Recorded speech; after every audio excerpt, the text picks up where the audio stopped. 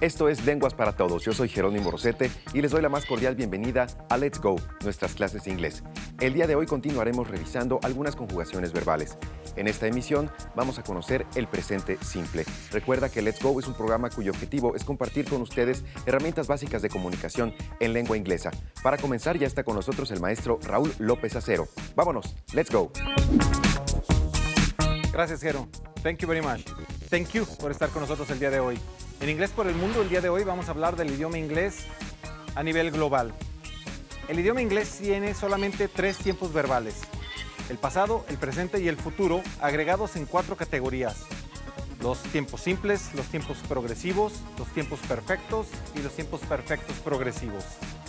El chino, por el contrario, no tiene tiempos verbales. El indonesio se expresa solamente a través de adverbios. Y el español tiene 17 diferentes tiempos verbales, más algunas otras excepciones. El tema del día de hoy es el presente simple, o en inglés, simple present. El presente simple es un poquito diferente del presente progresivo que vimos en la clase anterior, y se diferencia en que el presente progresivo habla de algo que está sucediendo en este mismo momento. El presente simple, como lo vimos en anterioridad, es cuando estamos hablando de hechos y cuando estamos hablando de hábitos. Cuando hablamos de hechos o hábitos, no son necesariamente cosas que están sucediendo en este momento, son cosas que suceden en general. Cosas que se dan por entendido que están sucediendo, pero no en este preciso momento. ¿Sí? Entonces, el presente simple nos va a hablar de hechos y de hábitos. ¿Cuáles son los hechos, por ejemplo? In the United States of America, people drive on the left. En los Estados Unidos de América la gente conduce por la izquierda. ¿Sí? En Inglaterra, por ejemplo, en Inglaterra ellos conducen por la derecha. Ese es un hecho. No es un hábito, es algo que sucede. Es algo que sucede. No es algo que esté sucediendo en este momento. Probablemente alguien está manejando ahorita, pero no estamos hablando de eso. Estamos hablando de hechos. Un hábito, por ejemplo, y vamos a tomar el verbo walk. ¿Sí? I walk 5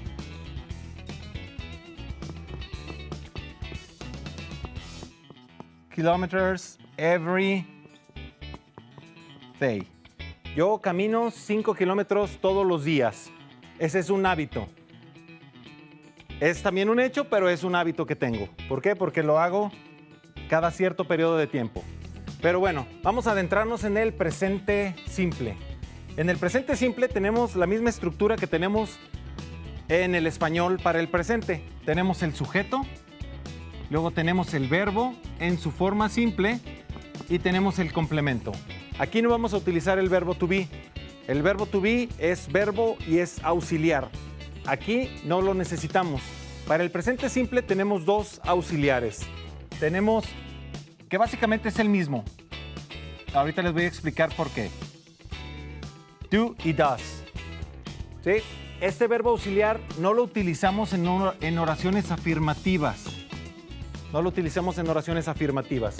Para formar una oración con el presente simple, vamos a trabajar con los pronombres personales. Y tenemos I, nuevamente, you, he, she, it, we, you again y they. Estos son los pronombres personales. Recuerden nuevamente que he puede ser intercambiado por el nombre de una persona, de un hombre. She puede ser cambiado o intercambiado por el nombre de una mujer. It puede ser cambiado por el nombre de un objeto o un animal. ¿Sí? Entonces, en vez de he podemos tener Miguel, podemos tener Irving, podemos tener Jorge, etc. En vez de she podemos tener María, Alejandra, Silvia, etc. Y para it podemos tener la casa, el perro, el marcador, lo que sea. Lo que vamos a hacer es, después, para formar una oración, vamos a colocar un verbo en su forma simple. ¿A qué me refiero en su forma simple? Que no le vamos a agregar ing, ni ninguna otra cosa, ni ningún prefijo o sufijo al verbo. Vamos a utilizar el verbo tal cual es. Y vamos, por ejemplo, con el verbo sleep. Sleep. Tenemos el verbo sleep, que quiere decir dormir. Y dirías, yo duermo 8 hours a day. Yo duermo 8 horas al día. ¿Sí? Aquí tenemos el sujeto, el verbo en su forma simple y el complemento. El complemento puede ser tan largo o tan corto dependiendo de cuánta información quieran ustedes dar. ¿Sí? Es muy importante que entendamos que la conjugación de los verbos es muy simple. No cambia con las personas con los pronombres personales, vaya. Entonces diríamos I sleep, you sleep, we sleep, you sleep y they sleep. ¿Sí? Vamos a utilizar la conjugación, si ustedes se fijan, es exactamente igual, excepto con he, she e it. Cuando estamos hablando de un hombre, una mujer o una cosa que está realizando una acción, vamos a agregarle al verbo la terminación S. Si yo voy a decir I sleep, cuando diga he, she o it, tengo que decir sleeps. Se le va a agregar S al final del verbo. ¿Cuándo vamos a hacer estos cambios? Hay varias reglas para hacer estos cambios. Si el verbo termina en S, por ejemplo, el verbo kiss. Si el verbo termina en CH, como watch. Si el verbo termina en SH, como el verbo wash. Esto es besar, observar, lavar. O si el verbo termina en X, como en la palabra fix, que quiere decir agregar. O si el verbo termina en O. ¿Sí? Vamos a, por ejemplo, la palabra go. Aquí, en vez de agregarle una S, porque este ya tiene más o menos el sonido de una S, excepto por esta, lo que vamos a hacer es agregar ES.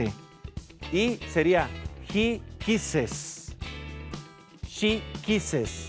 En el verbo watch, que es observar, he watches, she watches. Con el verbo wash, I wash, you wash, he washes.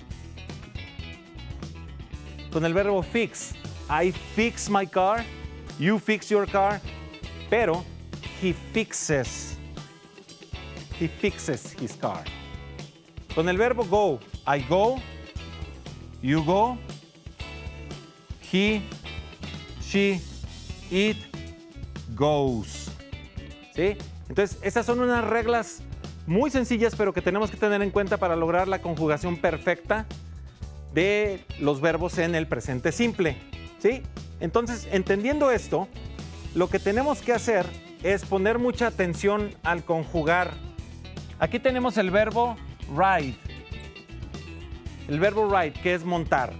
¿Sí? Tenemos una oración simple, sería I ride a horse. Yo monto a caballo. I ride a horse. Con you sería you ride a horse. Pero con he, recordando esto, she e it, lo que vamos a hacer es agregar la S al final. ¿Por qué solo la S? Porque no tiene las terminaciones que ya les había dicho anteriormente. Entonces solamente agregamos la S. He rides a horse, she rides a horse, it rides a horse. Con todos los demás, que es we, you y they, el verbo no cambia.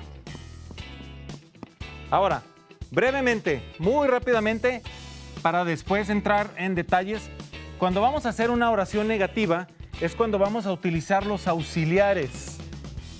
Tenemos sujeto más don't